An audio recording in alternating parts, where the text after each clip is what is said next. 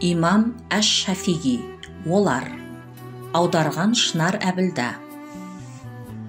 Олар маған сәл қарапайымдау болсаң қайтеді дегенде жылап жібердім. Сонда олар маған, бәлкім саған күлу керек шығар деді. Мен күлдім. Сонда олар, өтірік күлдің деді. Мен қабағымды түйдім. Сонда олар, міне жасырған болмысын көріне бастады десті. Мен үндемедім. Сонда олар, тіліңді жұтып қойдың ба деді. Мен сөйлеп едім.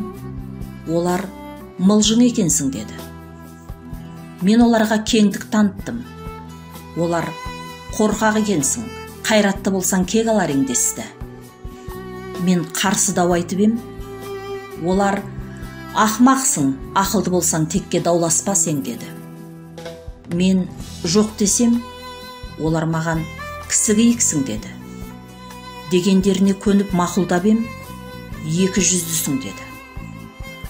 Осыдан кейін елге қанша жағынуға тырыссам да, бәрібір сынға ұшырайтынымды түсіндім.